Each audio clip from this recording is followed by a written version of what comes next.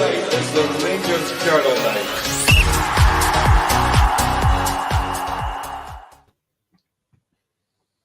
Good evening and welcome to your Monday night's edition of the Rangers Journal podcast. Middle of the international break, so we're all getting itchy feet waiting for the Rangers to return, but we've got you covered here on the Rangers Journal podcast. I'm joined tonight by some very good guests. We've got Ricky, Ross and Andrew. Ricky, good to see you again. How you finding this international break? It's same old, mate. I think we're all just desperate to get our club football back, especially the Rangers. It just seems to be an eternity every time, when we're not playing at Ibrox or away from home. But the one thing that concerns me about international breaks is we don't really have that kind of... every time we come back, we're always slow starters, and that's something I'd like to see change over the kind of coming period as we go forward, because we are predominantly kind of slow starters. But we'll see how time goes. But evening, lads, good to be here, and looking forward to tonight's little chat. And Andrew, same to you, mate. Good to have you. Thanks for giving up your time and coming on. Looking forward to getting the Rangers back on Sunday.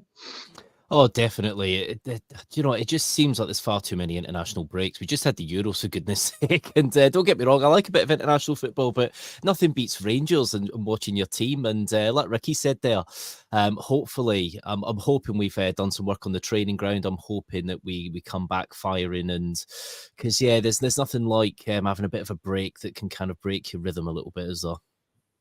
Exactly. And Ross, you had a bit of a man flu over the last week or so, haven't you? How are you feeling? You better? No, not really. I've just got loads of tissues around me. I think I'm like day 3 into it now, so I'm hoping that I'm over the worst. But it's mutated. It's been like a headache, sore throat, and now I've just got like absolutely bunged up, sniffling away. So apologies to anyone listening on our audio podcast platforms, and you can't see me sniffling away, and you can just hear me. But no, I think there's nothing worse than being ill. Well, there's nothing worse than being ill on a weekend. The only worst thing is being ill on a weekend when it's an international break. I think and there's no 3 p.m.s to watch on a Saturday and Sunday. So yeah, had my Halloween film fix this weekend. Yeah, well, thank you for getting out of your deathbed and joining us. So tonight would have been normally a review of the weekend's game, but as we are in the international break, we haven't had anything, so it's going to be a Q&A session really tonight. We've got a couple of topics we're going to talk about, get opinions on, so please get involved in the comments, like and subscribe to the channel. If there's anything you think we should be talking about, please feel free to put it in the comments. What we'll say is, this is a James Tavernier free zone this evening. I'm not getting into any debates about whether he should be in or out of the team. That's been done to death, and I am sick of it. So, as I'm hosting, anyone talk about Tavernier, getting muted. Okay, lads? So, Ricky, I'll come to you first. It is the international break. And just before we went on the international break, we beat St Johnstone 2-0. A bit of a workmanlike performance, I would say, and we lost to Lyon just prior to that. Going into the international break, there was a little bit of, I would say, in my opinion, unfair criticism that we had a poor start to the season, we were in crisis. Now that we've had a week or so to reflect, what's your thinking on that first part of the season coming up into October? How have you seen it going? Well, clearly, I don't think it's been as good as we all anticipated, if we're going to be perfectly honest. Has it been as bad as... Well, you just look at the table. You've got Aberdeen and Celtic on maximum points. We're now chasing them, 5 points behind. So the next period, going to 7 games in 21 days, is going to be absolutely crucial for our season. I've said in time and time, we're in transition. There's players still trying to find their feet, getting to know each other, playing. But Malmo aside, we have not played that well for 90 minutes since the season started, and that's what we have to try. We need to get 90 minutes out of these, not 20 minutes here, half an hour there. And the finishing needs to improve, because when we're forcing the games or pressing the games, we're not clinical enough in finishing teams off. And because we're not getting the 90 minutes of consistency, for me, that's when we're leaving ourselves wide open, because a formation I don't think's very attractive. The last time I think we played really, really well, Malmo aside, was probably beat Hearts 5-0 at the back end of last season. So this is a period. Yes, we're in transition, and I've got high hopes for a lot of our players. It just hasn't quite knitted together for me since the start of the season. And I say, Malmo aside, we just haven't been. We need more from the cohesion unit of the team. But there's lots of positives there, Thommo. Don't get me wrong, I'm not trying to be negative about this, but we need to be constructive, and there's things that need to be improved. Coming back off the international breaks already alluded to is one of them. Sunday's a big game. It's a huge game for us. On the back of, now we've got guys playing tonight, guys are playing, so there's going to be minutes in the legs. We just need to hopefully get back on Sunday as a unit and go and win that game, because we weren't great at Ibrox against Hibs. We got past St Johnstone, but we really should be winning those games convincingly, and I'm not convinced we've done that yet. So a bit of negativity, but to be fair, we have got a lot of improvement to do, but we can do it because we've got the players to do it, in my opinion. Yeah, so Andrew, just coming on what Ricky's said there, he said that, in his opinion, not being convincing in wins against Hibs, St Johnstone, and really the only real full performance is against Malmo. Do you think it's just a case of this is how we play? We are workmanlike, isn't it? And the fact we're not scoring 4, 5, 6 goals is why people are saying we've had a poor start to the season. We need to do better. I think a big part of it is we were lacking that creativity coming from the middle. Now, don't get me wrong, we brought in Bajrami now, who's looking fantastic. Czerny, I think, has picked up a little bit of form as well. But as a whole, I totally agree with Ricky. I remember watching that Hearts 5-0 game, and, players like Cortez were just phenomenal. And you're thinking, wow, that was at a real point where I thought we can go all the way here, because we utterly dismantled them and we were relentless. Now, we've not really had many relentless performances. You can obviously look at Ross County in isolation and go, we were very good that day. But even then, not to be critical of it, Ross County just didn't have a very good day. There are things you can see with the squad where we are progressing. Obviously, you look at Malmo. Now, Malmo has always been a team that have annoyed me, because anytime they have beaten us, they've never been phenomenal. They've never been amazing, played us off the park. So it was good to kind of get that monkey off our back, so to speak. And do you know what? We could have won 4 or 5-0 that night. It was unbelievable, the chances we missed. So there are benefits there. Looking at our defence, obviously we are sitting third at the minute because we lost to the other lot, and of course we drew with Hearts, which I think that draw with Hearts has stuck in the throat of a lot of Rangers fans just because of how poor they have been. They've picked up 2 points in 8 games, which, one of them is against us. So that is a frustrating one. So we are obviously 5 points behind, and really coming into this point of the season, you can't really fall any further behind without it being almost impossible to claw back. Not almost, I guess I say almost impossible. It has happened before, but the big things for me is the defense that, has had a few question marks over it. I won't mention Tav, don't worry. But looking at Suter and Proper, I think they're starting to create a bit of a good partnership. You saw Suter the other night playing for Scotland. Yes, it wasn't the best result for Scotland, but Suter was looking quite strong there in defence.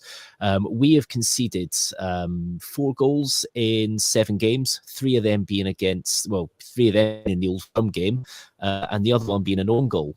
So realistically, no other Scottish side has managed to breach that defence properly this season, which I guess does say something. Now, does that mean that the rest of the Scottish League have become poorer, which is a possibility, or is our defence better? I think that's quite an interesting point.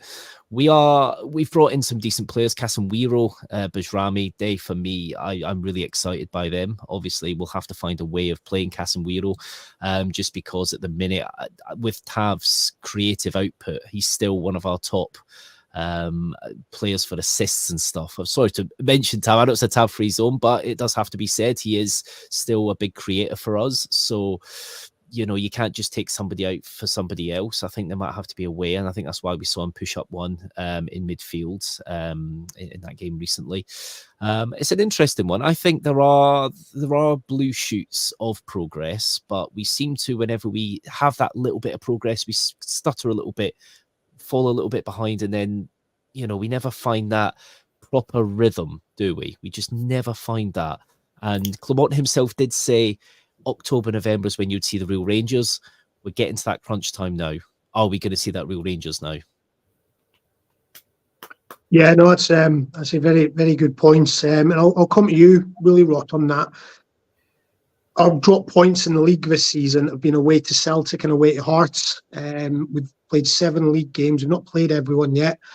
And we've been away to what are probably the 2 hardest grounds outside of Aberdeen in that first block of fixtures. Surely any other time, that is it's a decent start to the season. Is it just because Celtic and Aberdeen have started off perfectly that we're maybe getting on the back of the team a little bit more than what we might do if, say, Aberdeen had lost one of those games or Celtic had dropped points from one of those games? Yeah, I think there's a few things in there. I think, firstly, hats off to Aberdeen. There's usually one team that starts very well in the league alongside, the old firm, and clearly Aberdeen have done that. They seem to have got a good manager in, recruited well. Obviously, they sold Miovski and got a good bit of money in. They've reinvested that well, which, credit to them for that. Whether or not that lasts for the season, whether or not the manager stays for the season or is poached, as we've heard chatter in the newspapers about him leaving at some point already. So who knows about that? For me, I think there's a couple of worrying signs, and I'll try and take a balanced view on it.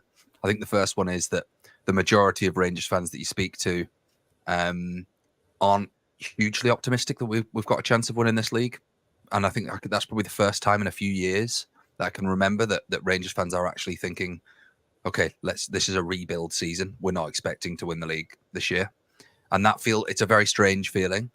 But I think a lot of people that you speak to are in that mindset that actually, do you know what? You get second, you get a decent run in the Europa League, you get the right players in and start gelling towards the end of the season. And that's probably what success looks like, a realistic success. Now, that obviously those targets for, come away with a trophy. Obviously, those targets are different for Clement, and he'll be striving to get the best out of the players and give them that taste of winning against, Celtic and winning big games in Europe. So I see that, but it is a bit of a strange feeling. And I think that's the precursor of all of that was the lack of transfer activity or to kind of consistent rumors and credible sources coming through that we were linked with kind of well-known or decent quality players. I think that as well, we were knocked back by a few transfers that I think we wanted to go for and they didn't come off for whatever reason. Don't know the detail. And then obviously the fact that we were kind of having to, it was in some ways, without being dramatic, a fire sale. You're getting rid of players like Campbell who have a higher value than what we sold them for. Scott Wright went for a bit here. We were just happy to let Ben Davies out the door, and it very much felt like a bit of a challenging off season for us. So it wasn't a great precursor to this year. So, on the reverse side of that, I think Andrew, you said some good points there. I think Casemiro looks like a very good player. I think that Bajrami looks like he's coming into a game. Jury's still out on Cherney for me.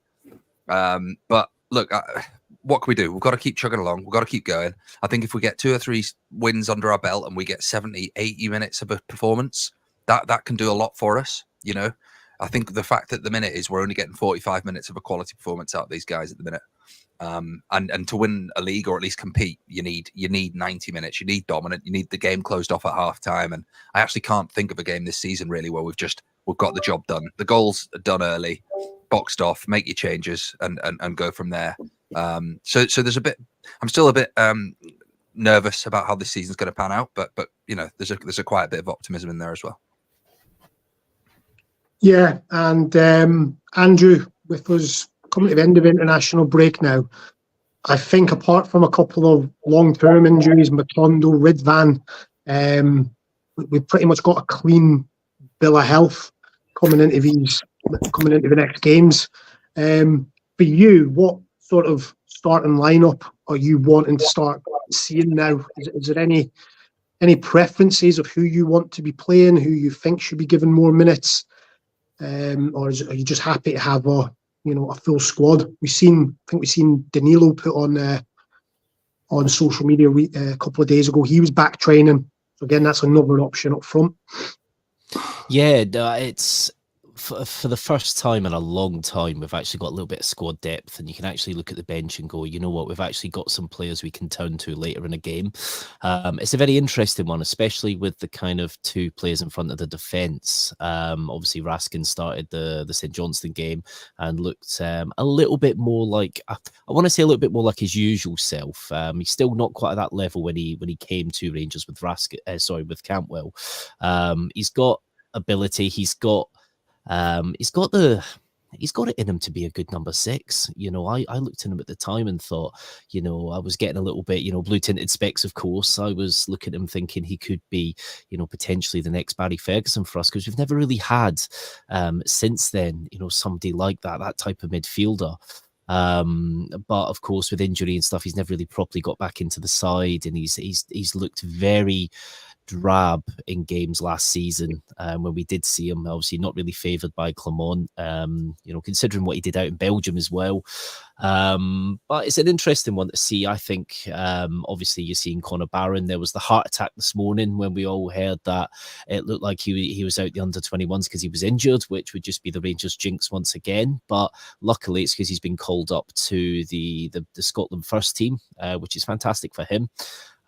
He's been a fantastic player for us. He's been solid, and I think we're going to have to at some point soon looking at resting him. So we do need to manage him, and probably Raskin's going to be somebody that's going to be between him and Raskin for that position.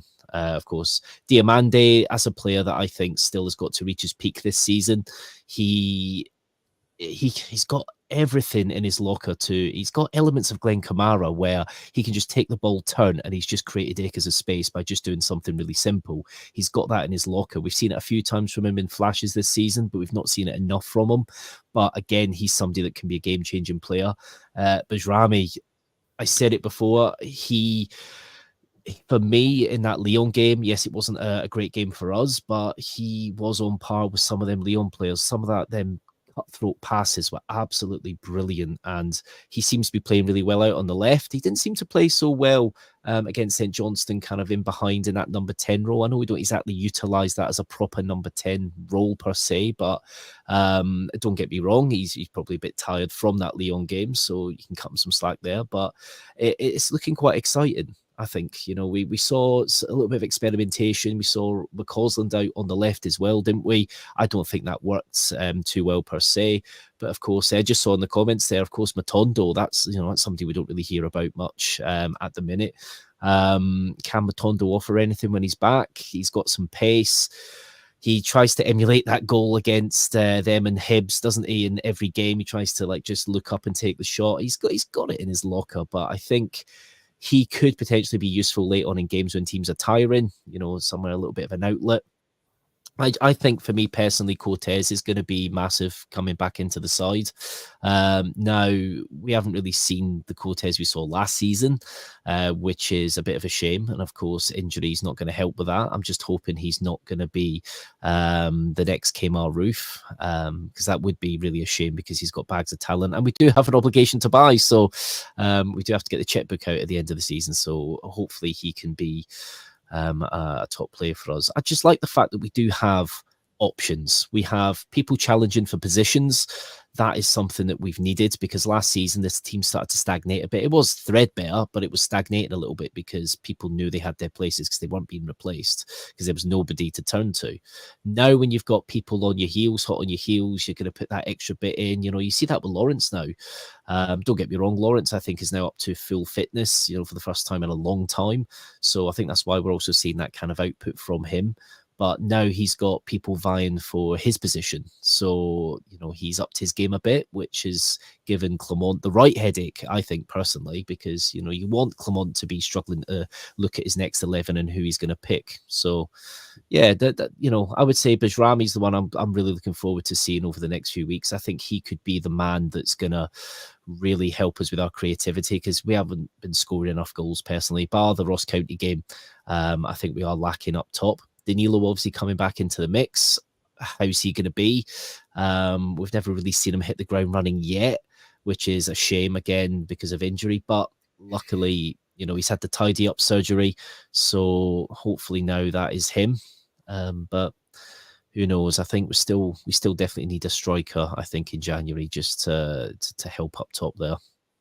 Ricky, that left wing, left of the forwards, however you want to describe it, seems to be a bit of a cursed position. We got Cortez in, he's been injured. Matondo comes in, plays a couple of games, has a bit of a spark, gets injured, and then that means Bajrami is having to basically fill in there. Like Andrew, I want to see him in that number 10 role, dictating the play. When we run out against Kilmarnock on Sunday, what do you want to see the midfield forward line looking like? What would be your ideal midfield forward line come Sunday? I think they're not going to see much changes because they need to build on what they've been doing prior to international breaks. I don't see much changes, to be honest with you, especially because you need to look at that pitch. So anybody who's susceptible to injuries on that plastic pitch of theirs probably won't get played. They'll be on the bench. So who knows what kind of team is going to start. But it's interesting. Doug had made a lot of points there. The depth, Andrew had mentioned the depth in the squad. Ridvan, nobody's mentioned him. He's still got to come back in. Ridvan comes back in and plays to his potential. That could then allow Jefty to be that left-sided winger, whether it's Cortez or whether it's Matondo. Matondo can go to the right, offer that pace. Tav, dare I say it, could give competition to Cortez, to a Kearney. Which would allow that right back position for potentially Sterling, who what we've mentioned, that enigma is a fantastic player. When is that boy going to get around in the team in a position that he can then get used to and give us a bit of continuity? And then you get Casa. Again, all these options are there. We haven't got them all. Danilo is a big sort of a money buy for us, a Brazilian lad, came with a good pedigree, and we've never ever managed to get any continuity of him because of injuries that he's picking up as like Cortez. So on your kind of question there, Thommo, I'm not really too sure how he's going to start. But I would probably suggest the team that started against St Johnstone, everybody being fit, of course, will probably the team that will start with. He'll start with Barron and Diomande in the middle of the park here. Bajrami will go down the left, Dessa's down the middle, and it'll be probably Tierney down the right-hand side. And I don't see any reason why they would change. Your standard back four will be as it was, Tav, with Jeff Tate left back with Popper and Suter as your centre halves, and I see that's how it will go. But the options in the bench are starting to become very, very, very good, and we've got a January transfer window to come as well, which, well, by all accounts, the board have told them, what's left of the board, that there's going to be money there should they require. And I agree with Andrew, and I've said many occasions we need to get somebody up top. Dessers is Dessers, but we need somebody that's going to finish the chances. A Chris Boyd, I know he was a very frustrating player for us as well, but that boy knew how the back of the net was. Albeit sometimes we played with 9 men with him in the team, but when he was given an option and an opportunity, he knew how to bury it. And perhaps that's the type of player that we need to go for, a Scottish lad or whatever it may be. But that's another topic, As far as Sunday's concerned, I don't see any different to the starting lineup against Hibs and St Johnstone. Maybe Raskin will come in instead of Barron or Diomande, but I think that'll be Raskin, Diomande and Barron that will start the two sort of a centre holding midfielders. And Ross, Doug's put up a good some stats there about chances created, and we know we can trust Doug with his stats. Looking at it, that is interesting about the amount of chances that Tav has created compared to the midfield. It seems that over the last couple of years, that's really where we have been lacking in the creating of the chances and the taking of the chances from the midfield. Do you see now it being a bit more settled? We're going to see players taking that little bit more of a risk. Say Diamande and Barron are playing together regularly. They'll know each other's game. One of them will be able to go a bit more, maybe make that, that support the attack. Do you think that the players knowing each other's game, playing regularly, that is going to have an impact on the midfield, creating and taking chances? In one aspect, yes, definitely. I think you've hit the nail on the head there, and I think actually having Lawrence in front has been helpful. I think he is a willing runner, and actually probably playing Diamande and Barron in that area that are a little bit more stable, tend to hold onto the ball pretty well, means that Lawrence can commit himself a bit further forward, and hence he's bagged a couple of goals getting beyond the striker. So I think that's positive.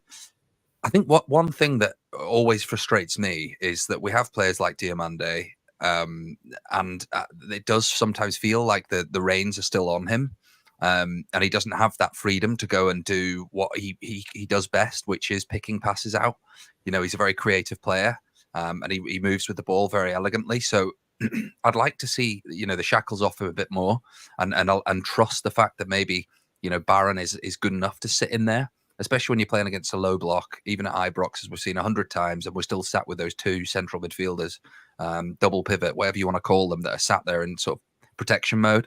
Now, I think they've probably been there because Tav will have committed himself further up, and they just need that bit more solidity and numbers if we do get broke on. But with Tav being a little bit more conservative this season, and even tucking inside as like an inverted right back when we're in possession, I think we can commit those players forward more. And I would like to see Diamande create a bit of trouble, because when we're sat in a very rigid shape, and it often feels this way, it's so easy to mark against, it's so easy to defend against. But when you have someone that breaks the lines, even without the ball, it creates confusion. It creates, a bit of a dilemma for the defenders to pick those players up. So certainly I think it's something we could do better. But as you rightly said, I do think that having players that know each other better, and look, these guys will be training together every day, and that will happen over time, that these things will happen and there'll be more trust. I think actually seeing Tavernier move into that sort of more midfield protection area would be beneficial when we've got the ball moving forwards, and we almost go to kind of a back three. And at that point, you can then push forward Diamande or Lawrence and just create a bit more trouble and a bit more chaos in that area. So I'd like to see it. Interestingly, when you were talking about the kind of the lineups and what you expect to see on Sunday, I'd agree with Ricky that I think it'll be the same team as what we saw. But actually, I think Bayrami's doing a pretty good job on that left-hand side. He offers something different. It's not necessarily a pacey winger and someone that's going to commit defenders like a Jeff Day who can go on the outside of him, but it's someone that can cut in. He creates a different sort of, I guess, angle of approach. And also, he can pick a pass. We saw him against Malmo with 2 or 3 real incisive passes. And actually against Lyon as well, I thought he played pretty well for that game and was definitely a standout from on our side. So, and then this evening as well, I just saw there that he's he kind of created a goal from the left-hand side for Albania, nudged a guy off the ball who was playing sort of right back. He was playing on the left-hand side and got a ball into the box, which then eventually made its way in. So I think he's a really key player. I think he's a very clever player, and actually keeping him on the left for the time being, whilst it's not ideal, I think we all can see that he's suited to that 10. Actually might not be a bad thing. And as I say, it gives Jeff Day that impetus to get beyond him. And I think that works as quite a nice dynamic. Yeah. Yeah, no, I totally get where you're coming from. I believe when he played in Italy at Sassuolo, he was playing on the right, coming in off the right. So it's certainly a position that he's well used to. Andrew, just sort of sticking on Diamande for a minute. When he signed for us last season, he scored a couple of goals from us from outside the box, and they were lovely strikes. He doesn't seem to be doing that this season. Have you got any opinions on why this might be? Do you think he's being told to keep the ball keep the ball, recycle it, or do you think it's just a confidence thing for him? I think under Clement this season, I think every player has quite a regimented role in the team. That's what it just seems to appear. Like Ross said, I think the shackles are on a little bit. I think he has that kind of that role at the minute where, like Ross said, I think Barron's more than capable in a lot of games in Scotland to kind of sit there while Diamandi like pushes up a bit.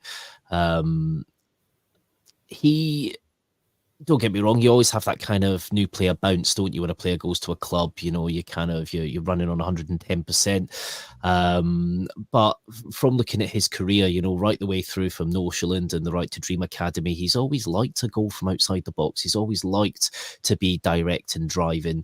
I do feel that this is a tactical thing, personally, at the minute, from him. You're looking at, you know, certain players like we're talking about Basrami there. He doesn't just stick on the wing, he's cutting in and he's, you know, taking it past players and stuff. So some players do have certain roles where they are told to, you know, keep going, continue. Diamandi, I think, is told to kind of sit in and just press a little. Now, you look at differences in tactics like Giovanni van Bronckhorst. He utilised, I'm going to bring up Tav again, but he utilised Tav to his strengths in Europe. And you were seeing Tav ghosting in at the back post all the time. He really nailed on how to use Tav. And that's why we got these fantastic results against Dortmund and got all the way to that Europa final. Because he utilised that and said, right, you really push up. There are plenty of players in this team to accommodate Diamandi, I think, being more direct and being able to push forward. I don't think that would be too much of an issue. I just think that tactically, everybody's got a specific role in this team and we are playing to that. And it's not necessarily to players' strengths, personally, but I would like to see him push forward more and take shots from outside the box because we don't have enough players that do that. I've seen a few, you know, pot shots this season, but sometimes you just got to take a look up and, you know, take a shot. You do. We don't score enough goals, personally. Yeah, and just coming on to something that was said earlier, Ricky, just about Casemiro. He's playing for the Holland under-21s tonight, and he's got 2 assists so far. We were discussing him before we came on air, and in the minutes he's had for us, he certainly hasn't looked out of place, hasn't, you know, put in any bad performances. How long do you think it will be before he can sort of, I wouldn't say being ignored, but how long do you think it is before he's going to be chapping on the manager's door and saying, get me in that team? And on that, will that raise Tav's game now that he's got someone behind him pushing him? I'm not sure if it'll raise Tav's game because Tav has had the Sterling chapping on his door for the past 18 months. Has he, Ricky? Has he had him chapping on his door? I mean, how many games has Sterling played as right back? Yeah, but I think everybody would probably agree that Sterling's favourite position is right back. So that would be the competition, you know, aside by Devine, who went out to Motherwell, couldn't get a game for Motherwell. So I don't think Devine was actually pushing Tav anywhere close to replacing him. As I've already said, Tav is so promising and productive for us going forward. And I've had this conversation before. I think we need to tweak the formation, to accommodate our players. Now, Czerny, and I agree with Ross, Czerny still needs to settle down. He's obviously got talent, but Tav could be that competition to Czerny. You know, Casa could be that right back competition with Sterling, and so there's competition on the right hand side the way there is on the left hand side. You know, with Ridvan coming back, Jeffrey coming back, Cortez coming back, Matondo in there. So it's healthy that we have that competition down both sides, but it's getting the blend. And I would just like to see if we can push Tav forward a little bit, get him up there because he creates for us. He scores goals. So the stats don't lie. So maybe he's not defending as well as he possibly could do, because let's not, he's probably lost that burst of pace. He was never a great defender, Tav. Let's be honest here. Maybe that Casa could be that guy that come in a Bleak, Sterling, whoever it may be, to just solidify that back four. The overlaps will always still be there, but then Tav's got that opportunity then to be that creative sort of a right winger alongside Czerny and McCausland. Competition's got to be good, and let's try it. I know they've been the past couple of games. I've had all three right backs on the pitch at one time. Now we need to sort of get that blend, that balance, so that we've got the best for our club going forward, but who's available, utilising our strengths. And if the options of Tav to play because he's such a creative player, then just move the boy forward and let's have a go at that and see how he gets on. Because you can't say that Tav does not produce and create, and it's something that we're lacking at the moment, isn't it? And if Tav's producing that, let's get him in a team somewhere where we can utilise his strengths, but yet still have a cohesive back four, which is going to protect the goalkeeper and Casa Cooper that person. Yeah, and just coming on to you, Ross, what Ricky said there. Competition is healthy, keep the players on their toes and gets the best out of them. In my personal opinion, we saw the best of Tavernier when Nathan Patterson was, knocking on the door to get in that team. That summer, we could quite easily have sold Tavernier if there'd been buyers, and Patterson would come in, and I think hindsight's a great thing. Obviously, Patterson's had his injuries, but at that time, I don't think we would have been too upset if Tavernier had gone, even though he'd had a brilliant season. But just on what Ricky said, there's been a couple of games this season where Tavernier stayed on the pitch with Brought on the right back, and he's played out wide.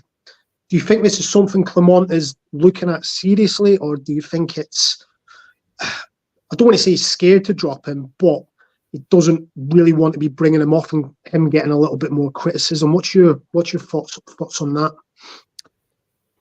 Well, it was interesting when he took Tavernier off. I think it was against Lyon, wasn't it? He took Tav off towards the end there, and maybe that's the kind of the start of this progression of Tavernier starting to be eked out of the team. It could well be. I guess I go back to the point that I still think Tavernier is the best right back we've got. So he's going to play the best players that he's got. So I just still think he's the best right back that we've got. And I'm probably going to get slaughtered. I hope Curry's not watching. But I honestly do think he's the best we've got. And look, yes, there's something to be said for betting in new players. And I think Casemiro is definitely showing all the talent and ability and qualities that we would want in a player to come in. And he is someone that I would already be starting to think about earmarking for conversations with his parent club about what that could look like, because I think he'd be a great centre back, if not a right back, or even as a left back as well. Again, we don't want a club full of not one position, just utility men like a Sterling, but actually I do think that he could probably do a good job at right back and be a solid defender. I guess my immediate thoughts go back to what Doug had put on earlier, which is the chance creation from Tavernier. So why would you want to take off a player that is creating that many chances? And it's a headache, because look, he's getting older and we can't rely on the guy. But at the same time, when he's still creating that amount of chances, you kind of play him with one hand behind your back, if you see what I mean, without having him on the pitch. So I can see why Clement wants to play him, and it's his captain. He's a club captain. So there's multiple factors in there that mean that he's still getting a game. And I'll go back to it again. I still think he's the best right back we've got. Does that mean he needs to play 90 minutes for every game? Obviously not. No. And I think that's the balance. And I think most Rangers fans would agree that there needs to be a handing over of a mantle now to someone else, so that he can get game experience, so that he can get up to speed, so that he can, get up to the level that we need. And I think Casa is the guy to take the reins for that.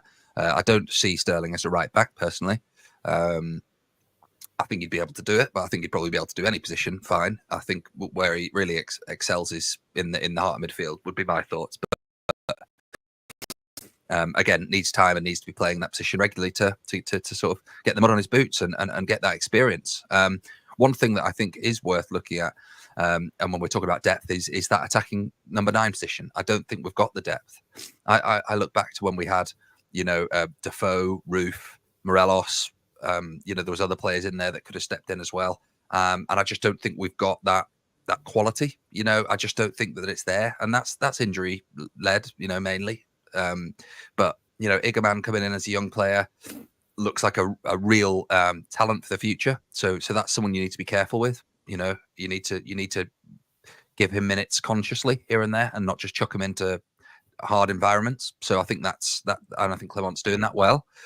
But in order to do that, you need to have a couple of quality, proven strikers that are trusted in that position that he can learn from, if nothing else. Because if I was a young lad watching Dessers week in, week out, I don't know what I'd be learning, but maybe how to roll about on the floor a bit, or throw your hands up, or look a bit pissed off now and again. He seems to be very good at that. But I'd like to see us in January have a statement of intent if we're there or thereabouts, and you know, if we can keep this 5-point difference, I'd like to see us show a bit of intent, go out and get a decent striker, go out and invest, have a go of it. I think that's what all the fans would want to see.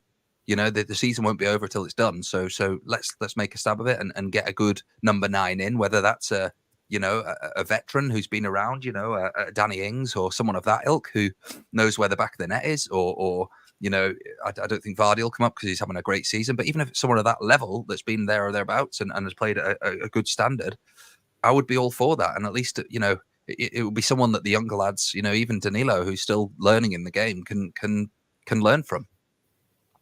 Yeah, just going to answer this from Daddle's Blue Boots. Did that, but as long as it's constructive, I'm going to allow it. Okay, so that's fine. Just as I say, there was a podcast that we done on Friday regarding, I believe it was Friday, about the youth team, and RFC has brought up a fairly interesting point regarding the costs of the youth team and the women's team, and how much it's costing us. Don't want to get into a huge, massive debate about it. It's something that we can, I say there was a podcast on Friday. But Ricky, I'll come to you. And any sort of thoughts on this? Have you had any thoughts on what RFC 72 has said? I didn't catch it, to be honest with you, buddy. But it's clear to me that you know, there's some comments there that you know, is their academy working? I mean, I don't know if I've been. Auchenhowie is just a fabulous arena. There's nothing there that should not be getting talent and bringing it through the pathway through to our first team. Now, if all their kind of, and I'll use Bailey Rice, Lovelace is in England under 17 international when he was at Millwall, came up to Scotland, and for whatever reason he can't get anywhere near our kind of team. Now, if those two lads that I'm talking about were anywhere else outside Glasgow, they'd be playing regular football for MD else in the Premiership. In Scottish Premiership. Having said that, you know, we thought that when the lad went over to Hearts, we all had high hopes for, and it didn't work out. He's came back. Sorry, Lowry, Ross, yeah, Paul. And even now he is not even on the periphery of the squad. So there's something wrong fundamentally with our academy, where there's no pathway. Now, whether it's because there's not a proper league for the B team or the under 21s, they're just playing sort of like friendly matches, blah, blah, blah. I'm not sure. You can send them out on loan. We did that with McGregor. We did it with you know, a few sort of the older kind of players, and they come back to us and they became really good. Charlie Adams was one. He came back and they became real good players for our first team. We haven't seen that for a long time. And ironically, you know, we've got Patterson jersey there on show, and he was probably the only last person that came through the academy of any note that made his money. And I keep on going on about, you know, Bailey Rice, how such a good player he is, and he's just not getting a look in. So whether we don't have any faith, whether it's our first team management coaches that don't have any faith in these players, who knows? But we just don't seem to be giving any of these lads any chance whatsoever, and it doesn't bode well for those people who are on the periphery. Are they going to stay at Rangers, or are they going to move on? Invariably, they're going to move on because Rangers are not showing a pathway through to that first team, and that's alarming for me. Yeah, no. Ross, you got any thoughts on the question about the youth and the women's team? Yeah, Yeah, I do. I caught the podcast. For those that haven't seen it, go back and have a watch. It's a real decent one to consider. Some great points made there. Yeah, for me, I think it's a really tricky one. For some reason, we are very against playing or giving these lads a run out. I mean, you even look at players like, and I was just looking there, Robbie Ure, who went away to Belgium, he's still only 20 years old, and they had kind of big hopes for him. You know, it's a tricky one. Maybe it's the pressure that we put on the team and the manager and the success that we strive for, that we don't want to risk either putting players into that environment where it could crush them at a young age, or that they won't perform and that we just don't get the results that we need, and therefore it kind of comes back on the coach and the manager, and there's loads of different elements in there that could be playing into it. I do think that, you know, the players like Bailey Rice and well, look, put it this way: if you were a youth player, would you want to come to Rangers? Yeah, and that's it, isn't it? That's a question. That's it. And I think the answer is no. You know, unless you're a diehard Rangers fan, where's the progression route? So you wouldn't, and therefore you just close the thing down if you're not going to do it. Close the thing down, spend your money elsewhere. So I think it's very necessary.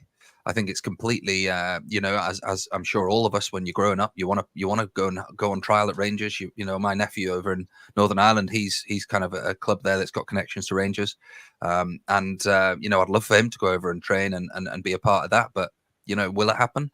I just can't see it. And you know, is it a different approach to transfers now that we need to take, where we review what we have maybe more than what's out there? Because when you look at the caliber of player that we brought in over the past 2-3 seasons, I think there's maybe 5 or 6 who have been of a quality that I would expect out of maybe 20, 25. And I don't think that's you know where it's been. These guys are being coached. They should be taught the same way that we should be. You know, the style of play that Clement plays on the pitch, so they're ready to come in at a drop of a hat. You know, a la Liverpool, Tottenham, whoever it would be. And that should be bred through them as they get, you know, through that progressional route, so that when it comes to it, they're ready to rock and roll and ready to make a difference on the pitch. I think there was one interesting point that I'll just finish on that was made on the pod the other day. That was the only time we've really seen players come into the fold has been through injury or through necessity. There hasn't been through choice. I remember years ago when you'd see young lads coming through and getting game time all the time, and it might not have worked out. Most of the time, it probably wouldn't have. But you know, you see someone have 15 minutes and you think, oh, you know, like Igerman, when he's come on and you've gone, hey, that was a player there. I remember thinking it when Lowry started. I thought that guy's going to be a great player, and I still think he probably could be. But without the root and the sort of embedding into that first team and getting minutes, they're never going to make that transition to sort of full first team. So for me, it needs to happen. I'd love to see it happen. But if it's not a realistic aspiration, then close the thing down. Yeah. And I've just left a comment up there from RFC72, said he didn't mean it in a bad way. I think it was a very valid question. I don't know the numbers, but if around £5 million a year is being lost, then obviously anything like that would need to be looked at, and you know, is it viable going forward? So thank you for the question and the interaction. So we've got a few minutes just before we finish, and we were having a little chat about this today, and coincidentally I seen something on Follow where there was a tweet up saying we might be getting Adidas as our next kit supplier. Take it with a little bit of pinch of salt. So Andrew, just sort of to finish up, in terms of going forward, kit supplier, anyone that you'd fancy us having, or anyone you'd like us to steer clear of? And what is your favourite Rangers kit that you can recall? You know what? That's a very good question. See, I'm a kit geek. I love my kits. I've got all sorts of Rangers kits. I've got in the corner over there several massive boxes of Rangers gear. Now, I'll probably be talking for the next hour, so I'm going to try and summarise this as best as I can. Now, I'd love Adidas again. You know, the 90s had some great memories. There was some great kits. There was even some great Adidas prototypes that never got made that were just looking brilliant. I think those kits are iconic. Adidas are a very good kit manufacturer. They'd be great. But it sounds like that story, I think was it Footy Headlines kind of came out with it. It sounds like that I think Adidas had been in talks by the sounds of it, and it doesn't sound like they're on a shortlist. I might have read that wrong, but it depends how much they really know. Now, our relationship with Castore has been really good. I'm very thankful to Castore for matching the kind of elite Ashley deal to help us try and get out that contract. Now, I know obviously things weren't exactly done properly with that, which is why we were in court over that with the elite. But we've had some now, for me, the kit manufacturers that have been brilliant, of course, Adidas, Nike. I think Nike makes some really nice minimalistic kits. Stick a Nike tick on it and a Rangers badge and just take my money, honestly. They're very good kit manufacturers. I know they've kind of been a bit hit and miss lately where they're trying to do these kind of 80s style, kind of colourful tops that some work, some don't. I don't like their away tops this year where the tick's sideways. I'm just like, sorry, I don't know what that's all about. Maybe I'm just getting too old now. Umbro for me were really good. Obviously, we used to make the first Umbro ones in house, the one that just said Umbro after Diodora, which we used to make in house as well, which they weren't great. But I love an Umbro kit. I just remember that kind of rugby top we had from 2011, which was kind of cottony. That was lovely, a fantastic top. Obviously, iconic tops from Umbro, all the way through to kind of even 2012 when we had that lovely 72 kit. If I've got to pick a favorite, it's a difficult one, but I'm going to go with the 1997 Nike one. I did love that one with the kind of the one where we've copied the kind of crest on the away top this year. Personally, a kit manufacturer I'd like to see. Do you know what? Macron makes some nice kits. I know they're not exactly always the most trendy of kit manufacturers, but they make a nice shirt. They've got a good cut on them. Personally, it's got to be for me Adidas or Nike. It's got to be because that's a market in a different stratosphere. I think they would make a lot of money, and I think we would too. But I wouldn't be surprised. If we don't get any of those two, I'd probably be happy staying with Castore. And I got to be honest, I had New Balance possibly shortlisted. Not a massive fan. I think they're a bit like Warrior when we saw some of their kits. They're just average. That's just my personal opinion. So yeah, I could go on all night about it, but I'm going to have to cut you off there. We're going to start playing the Oscars song, and, walk away. We're running out of time, but we get you passionate about it, Andrew. So we can maybe do a full podcast on that one day about the Rangers kits. Very quickly, you, Ricky, same question. You happy with what we've got, and what would you like to see in the future? And what's your favourite kit? Well, ironically, for Andrew and Ross, this could be a full pod with just the two of them because Ross is a lover of his kit and totally anti sort of a Castore, which I can understand. I actually think Castore produced decent kit. Okay, they had their problems with supply, when they were starting off. I mean, we've got over that now. It's not the cheapest, but there's nobody does cheap kit anymore. They're all sort of standard prices.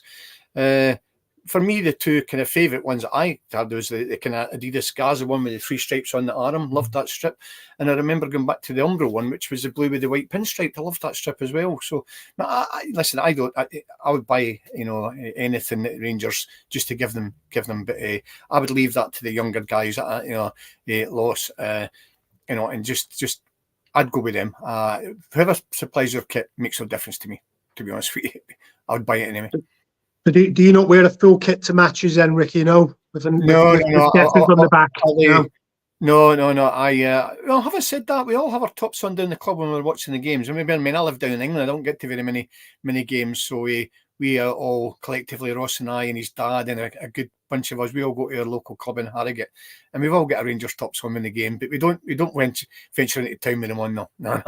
We all change and then we go for a beer afterwards. But we all buy our gear though.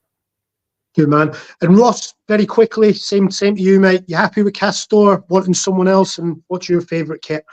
Do you know what? I'm actually not going to reply because this is going to be the prelude to a podcast. So I'll save my thoughts for the podcast next time, and because I would literally be here all night. So all right. And for what it's worth, I'm not minded Castore. I would like Adidas or Nike. I agree with Andrew and Ricky. My favourite kit is that 95, 96 one with the Adidas on the collar. I've got it up in my room, signed by Gaza. It's like, my house was to go on fire, that's what I'd be saving.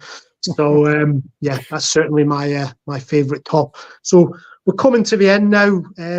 Just before we leave, Ricky, any final thoughts? Any final words before we end? No, I think I've enjoyed that tonight. I think it's been quite productive. I think we've all agreed on everything we've spoke about. I think, and thankfully, it was a good positive output for Tav tonight. I think, nobody gets slated, and I think we all agreed that Tav is still a very important player for us. But just where do we play him? I think is the only debate now for me. But no, thanks very much, guys. And I really enjoyed that. And then I'll see you next time round. No, thanks again for giving up your time and coming on, Ricky. It's always a pleasure to have you. Ross, same to you. Any final words before we finish, pal? No, like Ricky said, enjoyed it. Thank you. Please, apologies for my snotty nose and numerous tissues that I've gone through. So thanks for bearing with me, lads. I'll be back on the men soon and up to my old rubbish chat.